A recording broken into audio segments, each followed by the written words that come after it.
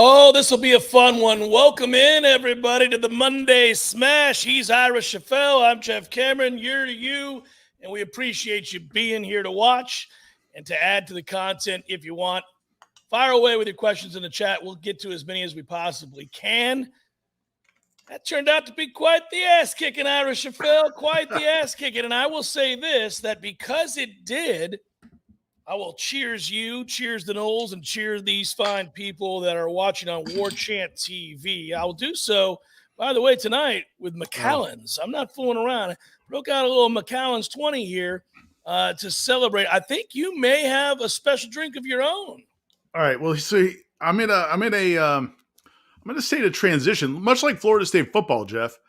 Like, there were bleak times, there were dark times for Florida State football, right? And so during those times, we were all about the Don Julio. It felt like, it wasn't like we weren't down at like the MD 2020 level. We weren't, this wasn't the bottom of the barrel, but we were kind of at the Don Julio level. I have this bottle of Avion 44 that I have not touched yet, that one of our friends of the program shared with us. And so I have that, but I don't know if are we there yet or not? So I think I might still be Don Julio. Like, I want to keep it real. Like, I don't know if we're ready to get too far ahead of ourselves.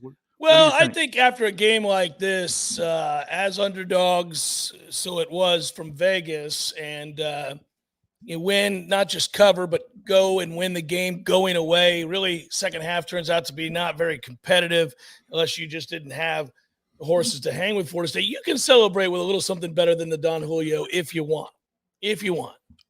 I'll think about it as the show goes on. Right now, we're going to start off with a little Don Julio because that. I like it. Look at this. He's pouring the Don Julio, guys. Let's do this thing. We're gonna keep it real.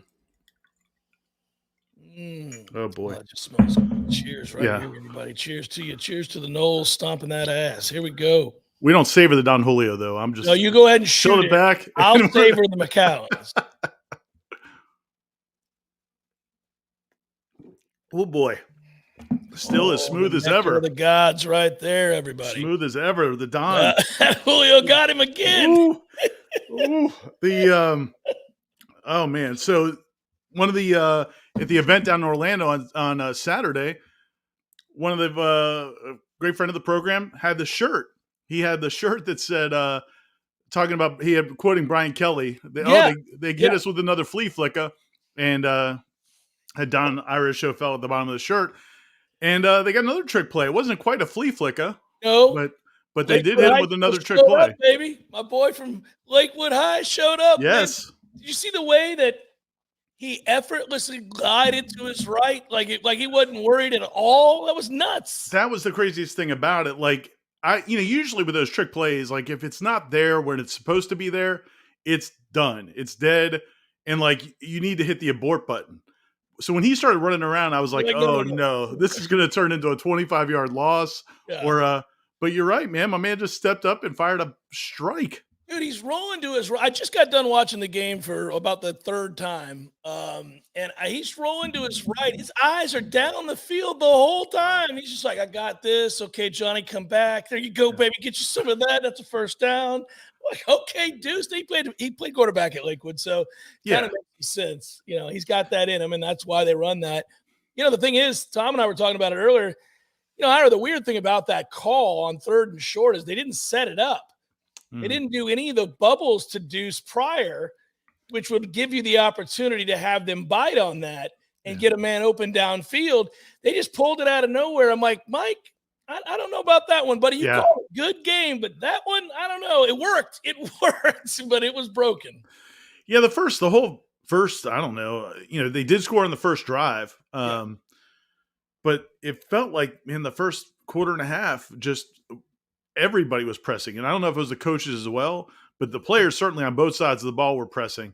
And I think that's what led to the couple of the big plays where guys are biting on stuff and not being disciplined. And then offensively, obviously, you get some drop passes, and then you also get Jordan kind of being out of sorts. And they got a break there. That one, throw could have been picked inside his own 15-yard line. And, they could have been in trouble. I mean, that was the thing at halftime. I was talking to somebody earlier who felt like one person said at halftime they thought, man, this is same old crap. This team's isn't what we thought it was going to be. And then somebody else was like, no, I knew as bad as we played in the first half to only be down 3, that we have a chance to really, if we settle down, we can blow this team out. And sure enough, they did. Yeah, and I think that's right. Definitely a tale of two halves, not just on the scoreboard, but also composure. You're right. I think to bring that point up. Yeah, caught Jeff at the game with his hands full of beer. Great game. Go Noles. Yes, you did. I did not go and sit in the press box for this game. Once I finished the pregame show with Tom, it was time to get it on. And we had a good time. I was in the stands, just being a fan. That was good. That's why I rewatched it when I got back to Tallahassee and watched it a third time. I want to make sure I'm completely prepared, but it was awesome. Did you have many LSU fans around you? I mean, from the press box, it looked like it was like 80-20. Florida State in the stands, it looked like it was 80-20, Ira. I was surrounded by Noles. There was, I think, one LSU fan down off to my right. But, I mean, really, that was a huge Florida State advantage in terms of crowd noise.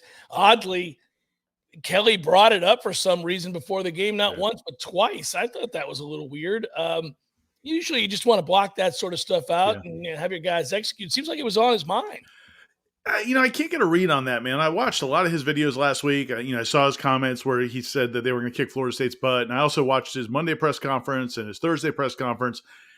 And I couldn't tell if he really was confident or if he was trying to project confidence. I couldn't really figure it out. But then when you watched him in the post game, he looked shook. I think he really was confident. I think he thought that, I think he thought Florida State wasn't as good as maybe last year's score indicated. I think he thought that they're better than they were and that, they were just going to kind of roll. The way he reacted, and then also the way that he called the game, I thought he was so arrogant with some of those decisions that made me think, okay, either he feels like, somebody threw the theory out to me that maybe he was trying to go for the win this year because last year he got so much criticism maybe for going for the tie at the end. I don't know. I don't know if it's that or if he really just had some arrogance about him thinking that Florida, they could do whatever they wanted and they were going to win this game. Because not only did I not like the play calls, but I didn't like some of their decisions on how aggressive they were. Yeah, I think it begins and ends for LSU with the fact that they could not run traditionally. At all. And 2 years in a row. I think that really surprised them. I think, honestly, if we're watching – if you're not a fan of Florida State and you're not a fan of LSU, you just want to see a big-time football game between two top 10 teams, and so you're as objective as you come. It's like you and I watching a game between, Tennessee and, Texas. We'd be like, yeah, okay, this is a fun game. I want to watch this. Let's see what happens. And assuming I don't have a bet on it, I just want to sit back and watch the game. And I think your takeaway both years would be like, well, damn, Florida State straight up owns the line of scrimmage against this team, and that is a good LSU offensive line. Yeah. It's a very good offensive line. That tackle is a really good tackle, and he's going to make some money in the league. The kid that was a true freshman a year ago, he had a decent night last night against Verse. But I think, honestly, that's the surprise. They cannot line up against Florida State and run the ball. Now, Jaden Daniels can run the ball, and obviously he makes plays with his legs against everybody. But in terms of turning and handing the ball off, they had nothing for Florida State.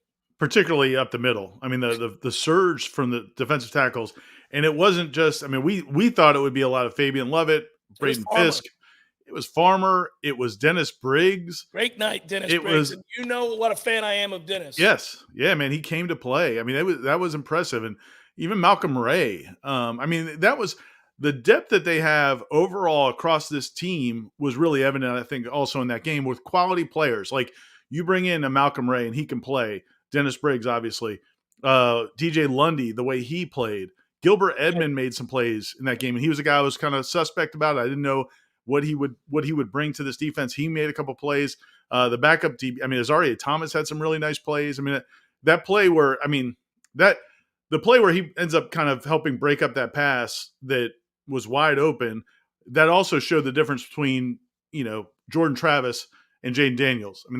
That pass was wide. Yeah, he's kind of hit wide ass open, and he threw him into the coverage. But I give Azaria credit for rallying back around and finding it because he was lost, and so he got back and got into the play, and they got an incompletion. But I thought across the board, Florida State's depth, like the guys, the second teamers, third teamers, Corey's, we'll talk about it on headlines, I'm sure, but Corey's always he wants the starters to play. Like if it's early in the game in the first quarter, second quarter, and he starts seeing a lot of second team, third team guys, he starts getting a little antsy about it. But I thought that depth wore out. I mean, it helped wear out LSU, and all those guys seemed prepared when they got in. Yeah, I think so. And, in the first half, Florida State had under 40 yards rushing. And so that was a little frustrating, too. I thought that there were moments where they struggled, obviously, in the run game. And that adjustment at halftime, a lot of the two-back sets coming out of halftime, and they had 3 straight runs, which is Mike sending a message. They weren't great runs, but they weren't terrible runs. They were productive. But it was, okay, we're going to run the ball here. We're going to run the ball, and we're going to make your linebackers at least respect that. And I thought prior to that in the first half, we didn't do a good job with that. And to LSU's credit, they got some dudes up front. Wingo can play, man. Yeah. And he made some plays there. And, I thought they thought they had an advantage.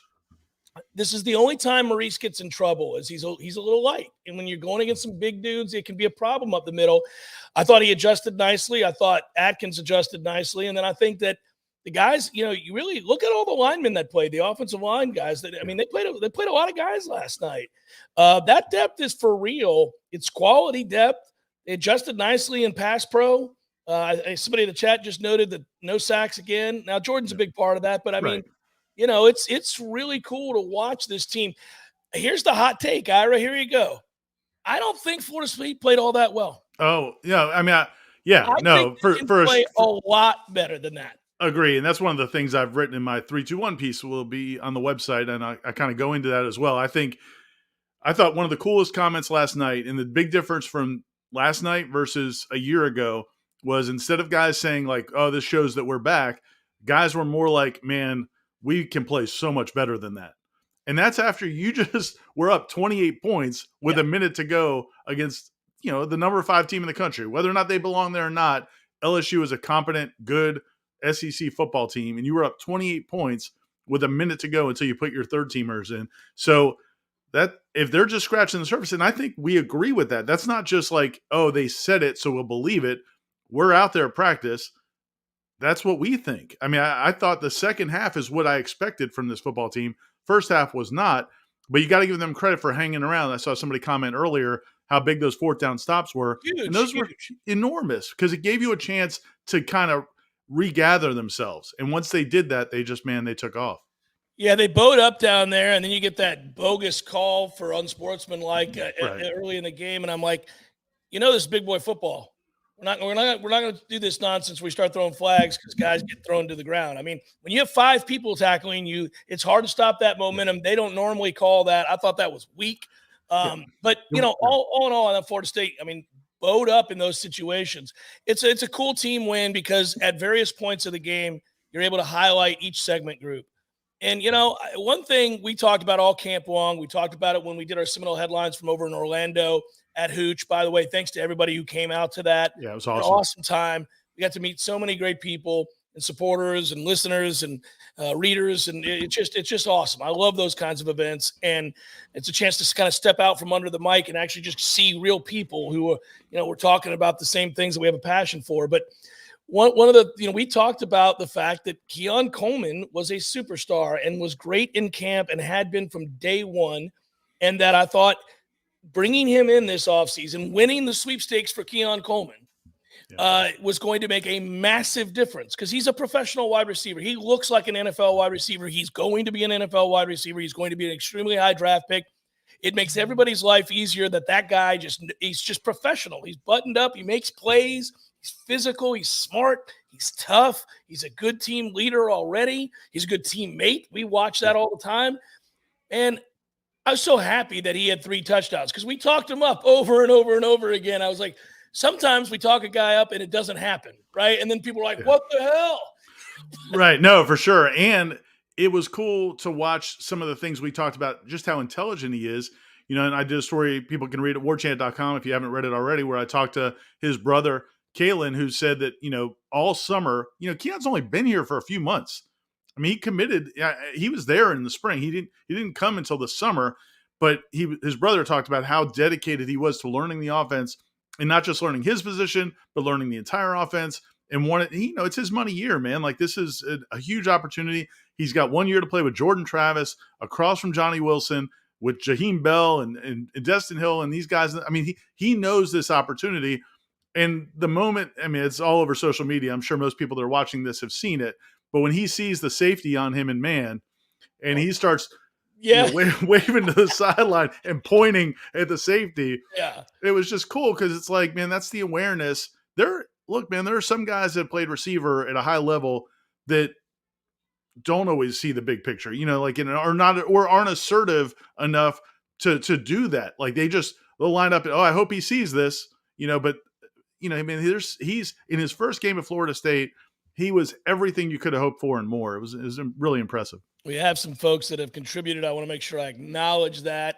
Also, by the way, we should celebrate Russ. We got to celebrate Russ. Cheers to Russ. Russ is 1-0. Yeah, Russ is 1-0. Hey, we'll play the little Russ ad here in a moment. But first, and I don't mean, that's not an offensive thing to say, Russ. No, it's just short. It's 15 seconds. Well, yeah, it's a short one. It's a great short ad. Super proud of the team, and the first drive defense cleaned up communication, started to dominate and expose that Pop Warner offense of theirs. Hope Scott is okay. He looked good when he was out there. Defensive line balled out. Even Briggs and Ray. Don't say even Briggs. Briggs was going to be – hey, listen, Briggs was going to be a star until that cheap shot. He was. And I think you're now getting a glimpse again of where he was headed prior to that injury and that cheap shot against Louisville. So I'm happy to see him get some run like that in that game. By the way, Fabian Lovett, we couldn't tell you guys.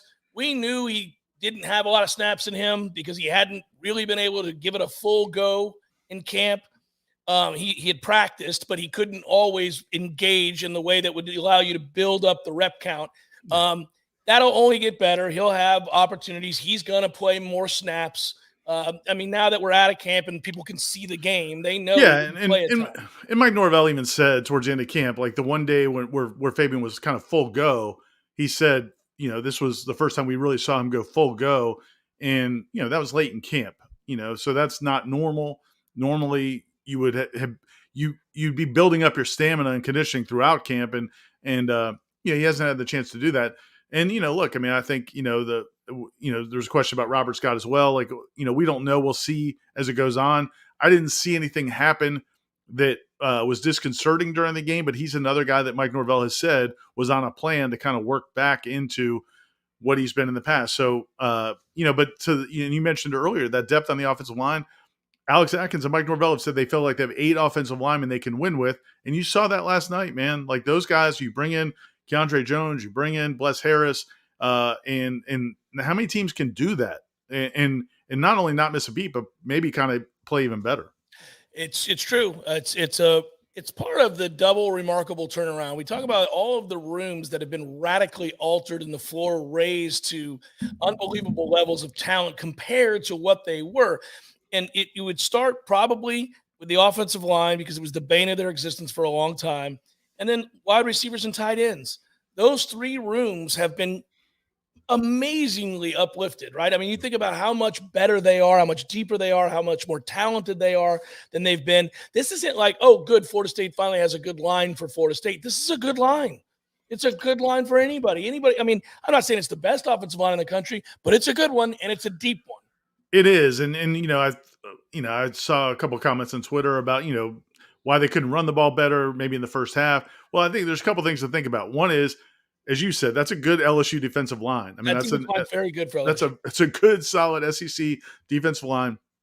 Plus, there's a lot of times they were bringing numbers into the box, and Florida State was not going to just kind of give up on the run. And I thought the backs, particularly Trey Benson, didn't read all the holes correctly. So there's a lot of things going on there. Tom wrote, Jeff, Ira, good score predictions. Me, good score prediction. On the table, yes, indeed. Till Dog, thank you as well. I don't see a question. There it is. I think. Yeah, so when we did our picks, I had them winning by 11, and I thought, man, that's kind of crazy. People are going to think because I thought about 14. I went with 11, and then you and Tom. I think Tom also was 17 points. I think your score was closer, but I think you both had about a 17-point margin. Which I think so. What I say 41-24. Yeah, I think so. Yeah, and it was 45-24. 45-24. Yeah, I feel pretty good about that one. You know how the score predictions go, but I just didn't think that. I really didn't think the LSU would be able to stop Florida State's offense.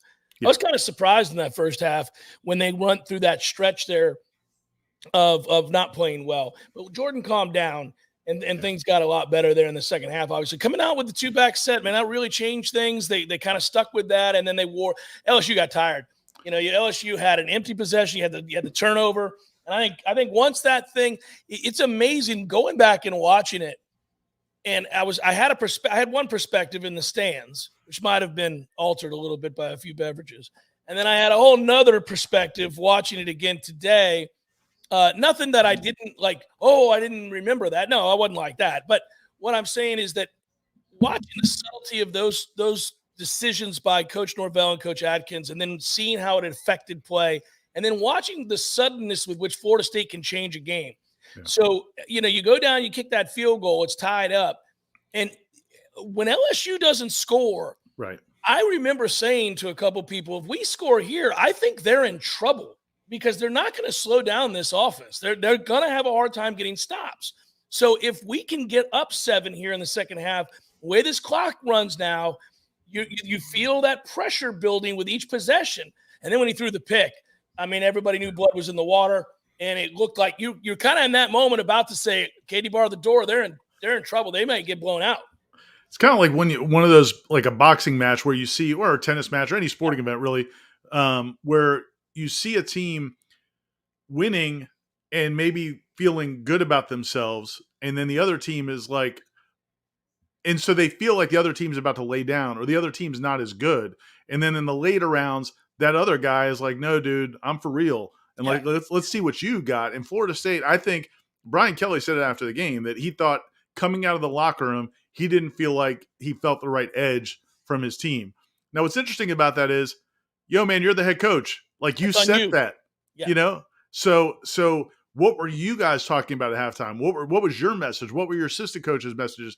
Did you guys feel, and I go back to some of the decisions he made, and then also some of his comments during the week. I think he thought that they were a much better football team. And if they just executed, they would. And I mean, the bringing the kicks back. I mean, that was just like, why were you? He kept bringing the kicks back, and it's like, dude, you're getting to the 12-yard line. Yeah. Stop. What are you doing? Yeah. But it was just arrogance. It seemed like there was arrogance everywhere you looked from them. And so then when Florida State punched them in the mouth, to your point, getting back to your point, in the third quarter, go down and score, stop them, go down and score a touchdown, and you could feel like LSU probably felt like, oh, crap, this is not what we expected. Till Dog wrote, it feels great having that feeling that we can win every Saturday again. Haven't felt that since 2000. Well, 2013, my man, I felt like we could win every Saturday. Yeah. Pretty much felt like we would win every Saturday, and we would beat a lot of ass doing it. But I understand your point, Till Dog. Philip, a great feeling today. Can't stop watching Hill truck that poor dude. Well, that was Major Harris, wasn't it? That got trucked there late. Yeah, I think so. Or he got that is Major something. I'm not sure. Major Harris, isn't that his name? Wasn't Major Harris the old quarterback? I thought it was Major Harris. I'll look it up. Look it up. You read it. Major, whatever the hell his name is, got trucked is what he's talking about, and I think it was him. I know he got head top there by Coleman on that play in the corner of the end zone. Major Burns. Major Burns, Harris. You're right. I'm old. I confuse players' names. With you, buddy. Yeah. Any concern Jordan starts slow against Clemson? No. Not sure it matters if he has a second half like that. The thing I'll say about that, Philip, it was uncharacteristic of Jordan to look a little shaken there for a brief, I'd say about a quarter and a half of this game. He looked a little shaken. Didn't you think it was kind of a perfect storm though, right? Because like LSU was disrupting the running game, and then you had some key drops. Johnny has 2 drops. Jaheim Bell had a drop. Huge drop. Yeah. And those are all first downs, by the way. Those are all going to be first downs. So I think so now that kind of leads to, hey man, like we've been playing now for, they start off the game with a touchdown drive, then it's punt, I think interception, punt. And, man, at that point, you're probably starting to, press a little bit. So, yeah, he wasn't his best, but I think it was part of it was a perfect storm. Like, I don't, it's first game, high Yeah. profile game, all those. There's just so much going on that I don't think it would apply necessarily to a game 2 or 3 weeks from now. By the way, watching a lot of those poor guys get trucked at the end of the game there. You saw when Bell ran it in, he trucked the poor corner. Yeah, that kid. That kid's wrong place, wrong time, by the way. He turned around. He was like off balance. Yeah. And then he just turned around right in time to just get you some. Rodney Hill and yeah. that trucking. Yeah. That kid's going to be so good. Like that running back room is a little glimpse of what we used to do around here, where you're like, put in the backup. I can't wait to see that kid play. Put in the third guy. Put in the fourth guy. He's going to go to the league too. Like Rodney Hill feels like that. What's cool about that is, man, so I happen to know one of Rodney Hill's high school coaches. And like Rodney Hill was a receiver in high school. He wasn't, especially most of his high school career, he wasn't a guy who like ran between the tackles and was known as a guy trying to run anybody over. He's one of the fastest players in the state of Georgia. So he was a speed guy outside, and they've turned him into this. Like, that's cool that he, particularly him, for him to embrace that and deliver that hit. I mean, that was really cool. And in your point, man, I think that, they've got other, we didn't even see Keziah Holmes really. We didn't see a lot of CJ Campbell. I mean, they have other backs as well. Yeah. There's a lot of talent on this team that we didn't even see last night. Jeff writes, I think it was the first game jitters, and once they went to halftime, they got all of that out of their system because that second half, the adjustments they made dominated the game. And then Tom wanted to know my thoughts on Fuller. He says he thinks he was wrong. Well, we'll see. I mean, it's one game. I think that second half was huge for Adam Fuller. And I want this to be known. I'm rooting for Adam Fuller. I get along with Adam Fuller fine. When I talk to Adam Fuller, it's fun to do. He's a football nut. He's about the work. He's a constant worker. Like I'll rip a guy if he doesn't work and he's bad, then I'll say some nasty things about a guy on the air. Right. I've never said anything bad about him. He's got to show and prove because he now has dudes. And that was our point coming into this season. He now has dudes. So they got to be good. And they were good in the second half last night. They were very good in the second half last night. Didn't start well, did it? First play of the game, I'm like, here we go. So what's funny about that is I ran into him after the game, just kind of down by the buses, and that was the first thing he brought up. Like, I thought I wanted to be like, hey, man, congratulations, great win, just kind of keep it moving. And he's like, how about that wheel route? And so, like, nobody's more critical of what they do and how they're playing. So the reason you like him, the reason you want to see him to succeed is he's a stand-up dude. Man. Oh, he is. He'll take it. Yeah. And he's here for those guys. He wants nothing more than those dudes to play well. That's why I think Norvell loves him so much. And I think that's why a lot of the players really love him. I mean, to hear the way Jarian Jones, like, if you go back, people need to go back and watch that interview with Jarian Jones last week and Shaheem Brown, but particularly Jarian Jones. And when he talked about what it was like when they got here, because Jarian came in 4 years ago. Jarian and Fabian Levitt came in right after Norvell came in. And he talked about how he's like, man, this place was not what I was hoping it was going to be. Like, nobody did the right things. It was a kind of a zoo. And he was just like, man, now after what we've been through, I would do anything for this coaching staff. And, man, that's how you get through a first half like that, not down 20 points or 17 points. It's a good point. And I think the other part about why they're so cohesive is that, yes, he's that kind of coach, but they got a lot of players who went through all that stuff and then had to grow up also and get better and learn how to lead. And, like Jordan Travis doesn't like the limelight. He still doesn't like the limelight. But at some point he had to accept that was him, who he was going to become, especially as he started to play better. And I think that you've watched a lot of guys kind of grow up along the way. Now, it's a good thing that the coaching staff sets the right message, right? He sends the right message, I should say. The other part that's interesting about Fuller is he's a quirky cat. Like, I'll just say that. He's a quirky dude. So I think that there may have been early on a difficulty in connecting. And that can be anywhere. That's any job anywhere. But I think particularly, sorry to interrupt you, but I think particularly because of where he's from. He's from Massachusetts, and you're coaching a bunch of kids in the Southeast. Yeah. That's correct. And I was going to say, if you're from Washington State and I'm from Alabama, there's going to be some cultural differences, and we're going to have to figure out what does he mean by that? What's his body language? What's that phrase? And so not everybody expresses themselves the same, which is good. It's a melting pot, guys. So the thing is, like, I like that maybe in the beginning there were some guys who were kind of like, I don't know about this dude, but then had to stick with it. They had no choice, and he had to try to figure out a way to connect and communicate. And now when you go through something like that together and come out the other side, the bonds are forever. Like you're talking about, guys that have been here for a while, kind of like, oh, now I get it.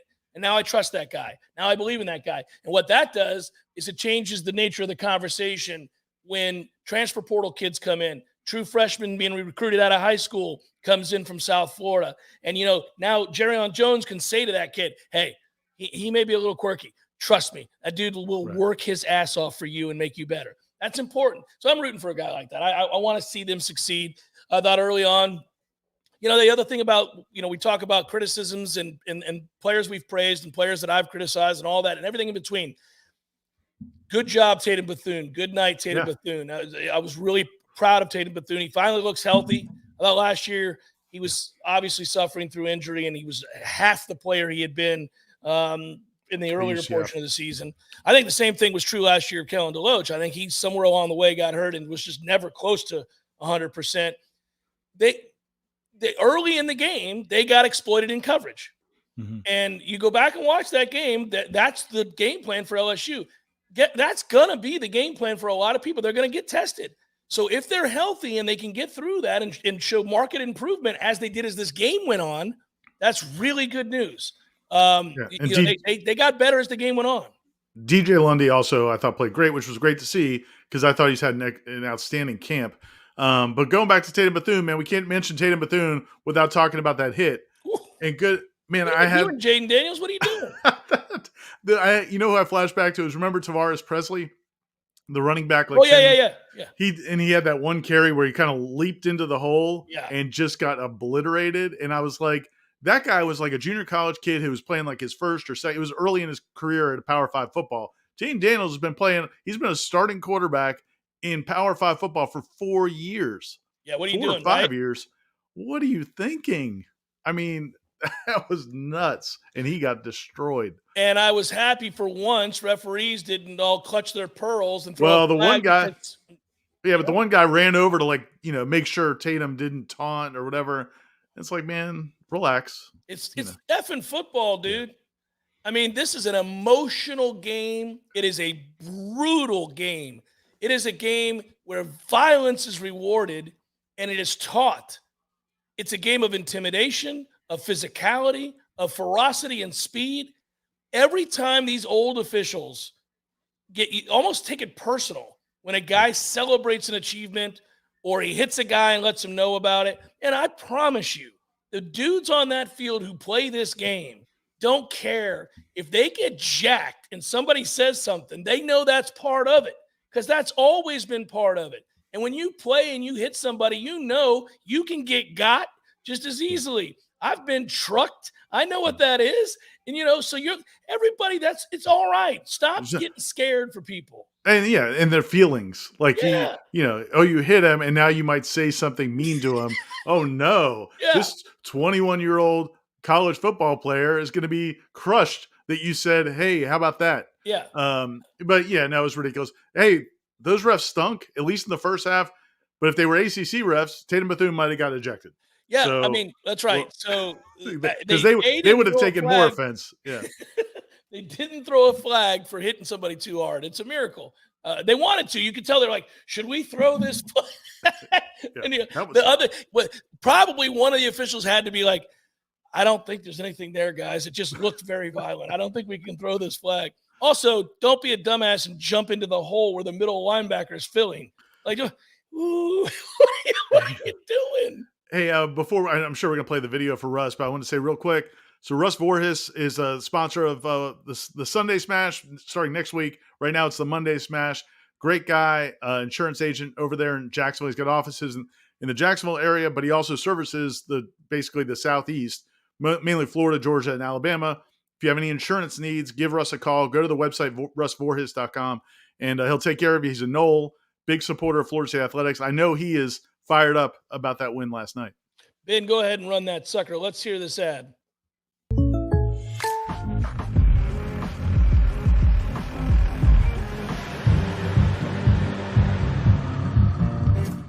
Contact Russ Voris for an auto quote today. So simple, sweet and simple. Thank you, Russ. Well done. Thank you, Russ. We appreciate you. Best part of Norvell's in-game speech was that they don't have Coach Storms, which is a cool thing to say. By the that way, was for people. I'm sorry, go ahead. Yeah, no, Norvell does a very good job of praising his coaches. He just does. He does, yeah, and thanks, Sean, for that contribution as well. And the way he phrased it, if people haven't seen the video, is Norvell's talking to the team after the game. He at one point he's like, "Hey, you know what? They don't have Coach Storms," and it was what was cool about it was the reaction from the players. Like you said, he's putting one of his coaches up on a pedestal, and the players. I mean, the video. Johnny Wilson was like live streaming it, which I'm not sure the coaches probably don't need to do that, dude. Probably not what you want to see, but he did. And as soon as he made, like, Johnny Wilson jumped up, like all the players jumped up, and it's not just Josh Storms. I would say this though, it's that entire staff. I mean, they have a really Lanier Coleman, and I'm not going to name all the guys, but they have a deep strength and conditioning staff that's all been together for several years. You definitely wouldn't mess with those dudes. Nope. And they're doing a good job because they wore LSU out. I mean, that was a factor in that game. Ashmore writes, the Rodney Hill truck stick on the 20-yard run, followed by the Jaheim Bell 2-yard TD run that made the LSU players' mom clutch their pearls, was absolutely emasculating. Chef's kiss. You're right. It was a beautiful thing. And also, thank you very much, Ashmore. We appreciate that. I want to get to everybody here. My goodness gracious. And we noticed the donation amount there was noticed there, $45.24. We appreciate it. Oh, yeah. No, absolutely. John writes, do you think the SEC and or the Big Ten took notice? Could have any effect on the presumed negotiations with either? Look, I think the thing that everybody would take notice of is the record set of the most watched Labor Day game since 2016, right? And second ever. I think it was on a Sunday night. It was 9.1 million people. Million. Which, and again, like when Michael Alford has made his presentations to the Board of Trustees and, to let everybody know what Florida State does, the number they use is like the barometer for big games is 4 million. So if you can if you're a school that's drawing 4 million fans to TV sets, you're moving the needle. You need to be in these big conferences. They put up a 9.1, which, again, LSU gets part of the credit too. But if LSU was playing somebody else, if LSU was playing Wake, it wouldn't have been 9.1. And so, it speaks loudly. I mean, that's and then to play the way they did. Yeah, I mean, I think it's all important. Especially in that second half. Jonathan writes, I'm super excited about this team. I'm going to tread carefully just in case LSU has the worst DB room we see all year. It won't be. Florida State will play lots of teams that have suspect secondaries. I listen, I think, and I'm not always one to do this. You guys know, and judging by many of your questions to me about the linebackers, you guys know that I will criticize segments, and I won't always say it's because of us. I think Florida State's receivers combined with the tight end room are a matchup nightmare. I think a lot of good secondaries are going to be made to look bad. They just are. You have a very experienced quarterback, a really good play caller. Mike Norvell's a great play caller. Alex Atkins and he do a great job together. I've been praising them as game planners for a long time. They usually have a great game plan. Nobody bats 1,000 in this sport, but they've been really good, and they adjusted last night. I was going to say, and their ability to adjust, and the players' ability to do it, to execute it, because it's one thing you got to teach it. Yeah, they have to know it ahead of time, and then they need to be able to apply it and then execute it. And it's probably not their main game plan. Because if it was, they would have been doing it in the first half. But it's something that they've worked on and they could call upon. And you have an experienced team. I think that's where the experience of this football team really pays off, because you have so many guys who played so much football that you can kind of make those adjustments. It's not just the talented young football players. I mean, these are guys who played a lot of football. Nico, appreciate you. I don't see a question, but I do see a contribution. Oh, there's the question down there.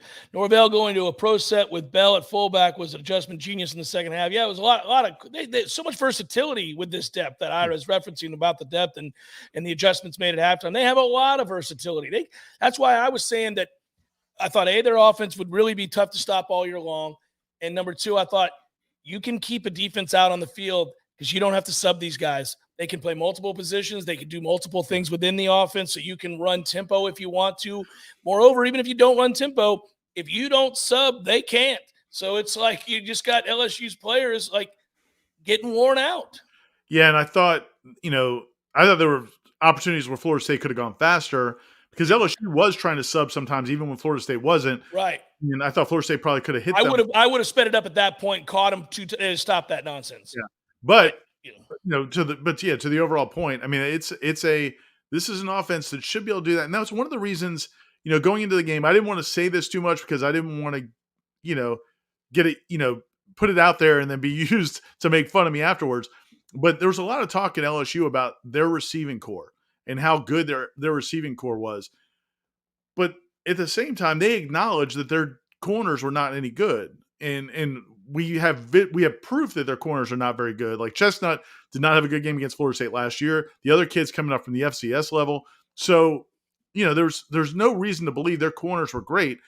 And the receivers have been playing well in camp, but who are they going against?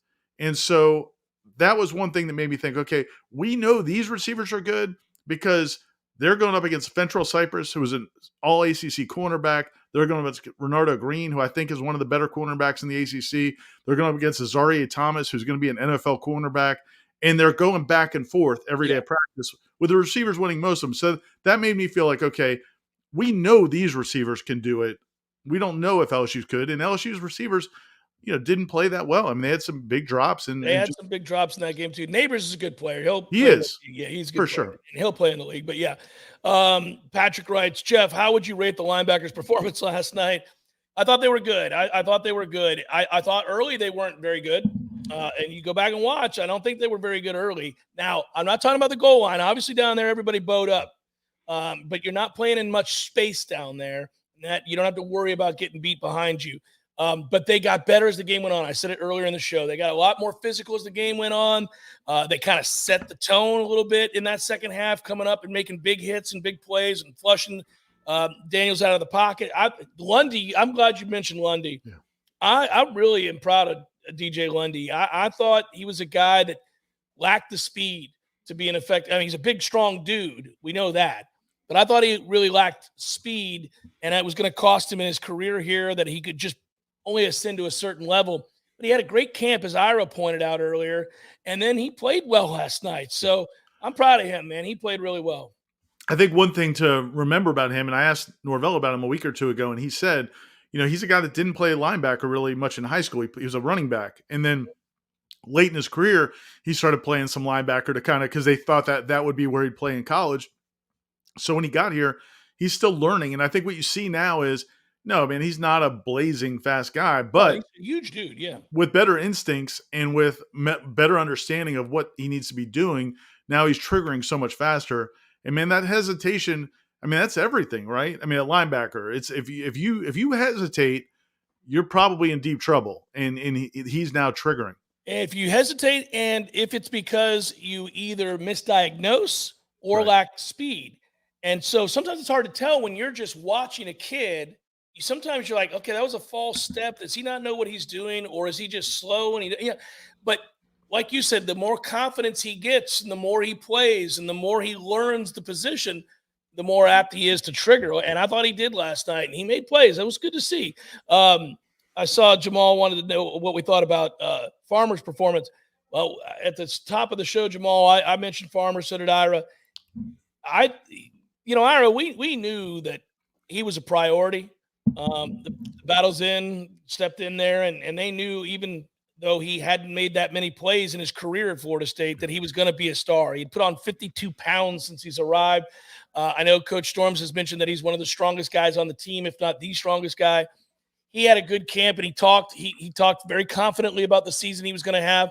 What a great start last night. He was the first man up last night when they went out there on defense. I noticed he got the start right there in the middle, and I went, okay, I guess that's a lot of trust. Let's go. Yeah, and he can be a force, man. He is, and I think, Fisk, probably got frustrated a little bit. He got held some and couldn't get a call. But I think that group, and then what you saw with them, the way they shut down LSU's running game, I think LSU's running backs had like 11 carries for 14 yards or 14 carries for 11 yards. Anything, yeah. That's 2 years in a row. LSU, a program that's known for having great offensive lines and great skill players, has literally not been able to run the ball at all traditionally against Florida State. And that defensive line played great. And I think, man, that they're so much deeper now, as we saw with Briggs and Ray, that you feel like that'll give you don't have to rush Fabian Levitt back. Like they didn't have to play Fabian Levitt 70 snaps or 60 snaps or even 50 snaps. Like they can work him back in. Yeah. What was his snap count? I think it was Fabian was in the 20s, I believe. I was gonna say, yeah, I was gonna say I they think it didn't was have to play him 30 snaps. So yeah, like that, they just and they can ease him back in there, which is awfully nice. It's good to see that. Florida man in Texas writes the black hoodie is appropriate upgrade for the wardrobe. Coach showing up like the Grim Reaper.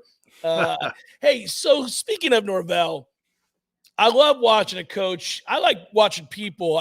The only good thing about aging, Ira, and you and I are the same age, so we can kind of have fun, make fun of each other. But one of the good things about aging, besides accidentally falling into some wisdom, just having lived long enough, the other thing is to watch people who are younger than you grow in their job. And you learn from the times that you were in this business. We both have been in the media business. You're a journalist. I've been working in this business for 25 plus years. You have too. So you watch the mistakes of coaches along the way. There's a variety of them. And you learn yourself about things that guys shouldn't do or should do. And you see the things that work. And we all hopefully learn about leadership. But watching Mike kind of grow into this job, he's the right age. He's the right age. He's got all this passion. It's his first real big job, right? I mean, he's made a couple of mistakes. Some of those felt like they were just immature at the time, right? But now you see this guy coming into his own. He is exactly the right guy for this program right now. And he has built this thing now where you feel like, oh, this is only going to get better. He's got a lot of momentum in his career right now. And it's because what do great leaders do?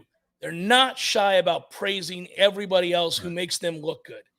It's the selfish, egotistical a-hole that we've all worked for, that you put in the 18-hour day, and this guy looks like a star, and he never mentions you when he's thanking everybody for the bonus or whatever it might be, right? That's not Mike Norvell. Mike is always singing the praises of his players, always singing the praises of his coaches. He did it. And you just talked about it with Storms. Well, and it filters throughout the whole program, because if the boss is that way, then other people are going to be willing to be that way. And I think you see it. I tweeted out the article earlier today that I wrote from the summer about Alex Atkins and the two guys that help him out, Gabe Fertitta, the senior analyst, and then Cooper Williams, the GA. And when I reached out and I said, those guys work really well together, I'd like to do a story, not just about Alex Atkins. Alex Atkins always gets all the love, but the fact that how well those three guys work together. And if you want to see it, look at Warchant's Twitter account. I tweeted out if you haven't read it yet. But that story, when I was interviewing Cooper Williams and Gabe Fertitta, both of them said, all you need to know about Alex Atkins is the fact that he's letting you do this story. Like that he wants you to do this story about how it's the three of us. It's not just about him. And you see it on his social media. He is constantly giving those guys all the credit. And you see it across the board. You see it from, the coaches giving the players the credit, players giving each other the credit. Jordan Travis last night, man, if we can ever get Jordan Travis to say one word about Jordan Travis, it'll be like hitting the lottery. All he wants to do is talk about the line or everybody else. And so, but yeah, man, that permeates from the leader at the top. It's good to see. And it's a consistent message. Feels good to feel good again. Simple but true, writes Joe. Yeah, man. It does. I'm not going to lie. I'm right there with you. I think it does feel good to feel good again. And, at the end of last year, we had good feelings about the turnaround season. They went from not having a winning season over the last few years to suddenly turning around and having a 10-win campaign. But we knew there was so much more to do and that the level of excellence could continue to grow. And so now we get the sense that they're just scratching the surface here. I think that they're going to be really good for some time to come. I love this staff. I think they do a good job. They got to go out and show and prove throughout this season because the expectations are very high, and they're only getting ratcheted up after a game like that.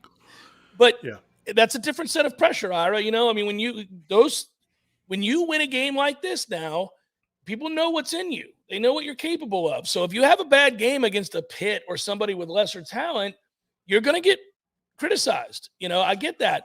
But I think they're prepared for it, man. I think they welcome it all. I think that they're prepared they're trying to go win a championship.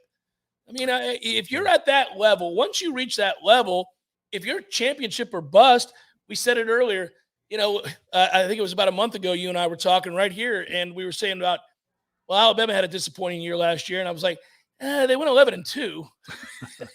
I mean, in the SEC, they lost a road game to Tennessee in an all-time atmosphere and a squeaker against LSU in overtime. Like, also on the road, I think. Also, yeah, and you're like, what a bitter loss. What a bitter season. You know what I mean? It changes. One of the things that I think is really cool is somebody pointed this out to me earlier today, a friend of ours,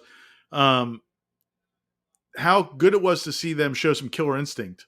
When they got up 2 scores, because I wasn't going to tweet it, but I think everybody thought it. When they got up 14 in the fourth quarter, it was like, yeah, man, they were up 14 with 5 minutes to go last year. Yeah. And it ended up coming down to a block kick. I almost tweeted it and Matt Britton grabbed my hand. I was just going to tweet blood in the water. And he was like, da-da-da. Yeah. But that's what they did, man. They did. It was a kill shot. And like you said, those late runs where they just punked guys, that was cool to see. And I think what's important about that is I think that carries you to some of these other games. Like you get back to, the quote I always go back to was T-Buck back, man, when he was on the strength staff under Jimbo here 15 years ago. Yeah. And he talked about, I think it was when they might've been honoring him at Doak at one weekend. And he said, or it might've been when he came back to work at FSU, but he said, when we were here in the, 90s, we walked into the stadium, we were there to kick your butt, and you knew you were there to get your butt kicked. And there was no up and down of, oh, we play up to this opponent, or we played like we are just dismissing of everybody. If you have that killer instinct, I think that is something that you'd like to think there's not going to be as many highs and lows, right? I hope so. And again, both of us think they can play a lot better. They didn't play great. And they dominated this game at the end. Z-Chan, how about them Noles, Jeff? Yep, appreciate you. Z-Chan, very much. Hey, all of us at Noles are very excited about the way this team looked in camp and the way this team prepared the folk. Listen, they handled the adversity of the first half in a way that allowed them to stay in the game, and then they came out and did something about it. That's a very mature game. It is, and also like that last drive before, their last drive of the first half was big because they huge, Ira. Scoring that touchdown at that point because it was not going well. It was 7 LSU. Yeah. You'd really, your quarterback looked shook. You had some drops. You're getting frustrated. You couldn't run the ball the way you wanted to run the ball. LSU had all the momentum, and they would go all the way down the field to tie it up at 14. Was that the 87-yard drive? Yeah, it was. Yeah. It started. I think it started around the 13. Yeah, a lot of third down conversions on that drive. That was it was some big throws and catches. Yeah, for sure. It was a huge drive, and it stunk that the defense goes out and lets them go down and kick a field goal before halftime. That wasn't ideal, but that was such a big drive because they didn't have to wait till halftime to regroup. They regrouped in the moment, and again, that speaks to I think just that veteran team and a team that really believes in each other. Somebody asked you just a moment ago, where's the Don Julio? It's here. Tommy, he started the show with a Don Julio shot. There it is. The Don was in the house. Yeah, I'm drinking Macallan's. He's got the Don Julio. There you go. So I've got the gold glory right here. Oh, what am I doing? There we go. You can do it, Jeff. There she is. Yeah. Hey, maybe I'm gonna the Avion 44 is get it out. There you go. No. Oh, come on. It's gonna come out for Clemson. Clemson win. All right, fair enough. That win up in Death Valley. Which, by the way, what do you think? Somebody else texted me this morning. Like, what do you think? What do you think Dabo was thinking when he watched that game? Like that had that second half. I mean, that had to cause. You would think that might cause Dabo a little. If I'm an opposing coach, God forbid I'm a defensive coordinator and I'm looking at that offense, I'm like, man, this is a problem. What do we take away? What's your game plan? Do you go hyper aggressive and send the house? Well, guess what? LSU sent the house on the 4th and 2, and Mike Norvell's just sitting over there dialing with it a big middle finger extended. He's dialed up this little screen, and that's your ass. I mean, Mike's a good play caller, man. I also love when Brian Kelly got asked in his press conference, is there anything else your corners could have done with Keon Coleman? and Johnny Wilson. And he's like, he kind of like tried to answer it for a little bit, and he's like, no, there's not. I mean, what do you want me to tell you? Those guys are NFL receivers, 167, 164, and they've got a quarterback throwing really beautiful passes to them. Yeah, it's problematic. It's tough day at the office. Yeah, it's tough. I see in the chat here, Ed. Appreciate you, brother. He said that he sat with Gene at the pregame show and talked to Luna Coffee into sponsoring live after the game. Oh, nice. And so he did so. And then he said, Jeff, coffee's coming your way. Well, I appreciate it, Ed. I love DeLuna Coffee, and I love coffee, and it is great to know you're on board with all of us. And so thanks for the support, and I can't wait to drink your delicious coffee. Thanks, Ed. We appreciate you. Yeah, I'm a big-time coffee guy. Everybody knows that, so let's go. As we wrap it up, is there anything other than, I should tell everybody, once again, you're saving gobs of money if you sign up today for warchant.com. Yes. 50% off the annual subscription plus $25 gift card code, whatever that is, Garnet and Gold. It's tonight. You got to do this today. You have to do it today. You don't get this tomorrow. This isn't one of those, scams where I'm like, oh, you got to do it tonight. And then tomorrow you see the same ad and Wednesday. No. This is it. If you don't do it today, that's it. You got nobody but yourself to blame. It's like nothing. And don't you want to go on this ride?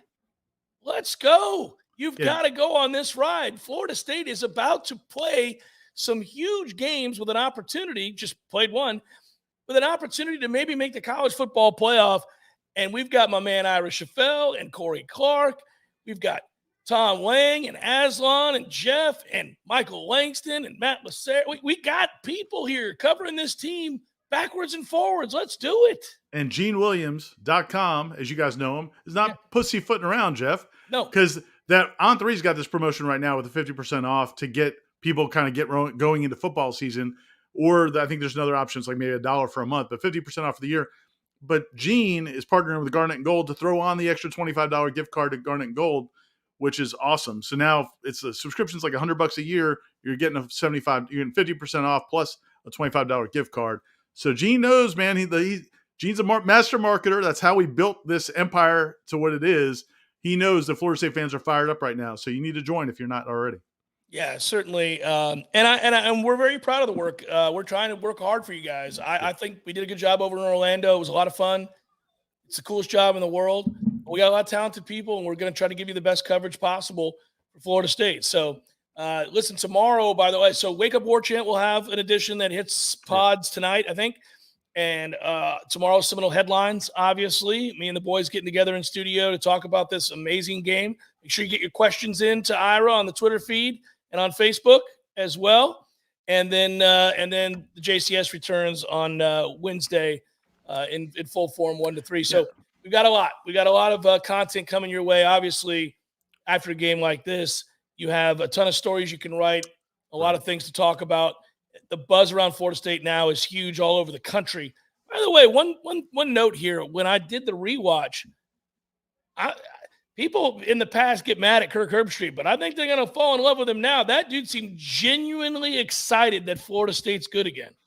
Well, and I'll tell you what, and I haven't listened to the TV broadcast yet, so I'm anxious to hear that. But I think, Kirk Herbstreit is pretty much, if you're not doing well, he's not going to prop you up. Right. And a lot of the criticism, I think, goes back to when he got mad at the team when they didn't shake hands after the Oregon game, whatever. Right. We can disagree about that. But if Reese Davis and Chris Fowler have been talking up Florida State now for a couple weeks on social media. I think Reese Davis is saying he's going to vote Florida State number 1. So yeah, man, they're behind the Noles. They see what's going on here. And I wonder real quick, you mentioned all the content also at warchant.com. There's plenty of stories we put up today. We also have more recruiting stories. Michael Langston's got stories coming. They'll be up tonight in the morning about some of the reactions and also kind of the impact of this win and this strong start on Florida State recruiting for that 2024 class that's already in the top 5 in the country.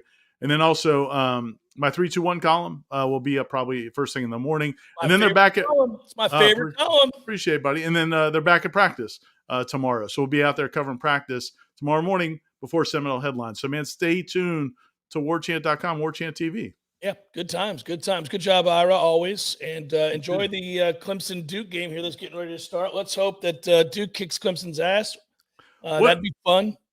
You think it's going to be close? It could be I have close. no idea because I really need to see Cade Klubnik play a regular game. I mean, I think at the end of the day, if it's close, then Clemson's got bigger problems than we realize. Right. I understand Elko's a good coach and they played good defense, but come on, man. It will be interesting though to see what Elko does though, scheme wise, to kind of mess with him, because Duke does not have the talent that Clemson have. Obviously, we all know that, but they do have like 17 returning starters or something crazy. They've got a lot of older players, and it is a season opener, so it'll be interesting to see if he kind of how that affects Klubnik and how he handles it, because he is still a young quarterback. So I think there's some stuff to learn as we watch this game, even though we think Clemson's going to win. We do. Yeah, no, I'm excited to watch it. By the way, somebody just typed in here, tell Tom he's weak for not predicting the 40 burger. Ed says he did predict it. He didn't. And I did tell him he was weak. Tom had us winning the game big, and he was right. I had us winning the game 41-24. I almost nailed the score exactly. But I did go with the 40 burger. And when Tom and I got done making our predictions and we were off the record, I'll just have you know, Seminole Wind, I turned to him and said something I can't repeat. His toughness for not going with the 40 burger. So you questioned his fortitude, is what you're telling me. I did. His intestinal fortitude, his toughness. Yeah, I did. Be good, brother. I'll see you tomorrow. Thanks to Ben, by the way. Yeah, and, thanks, man. Thanks to all you guys. Have a great night. Let it soak in. Let it wash over you.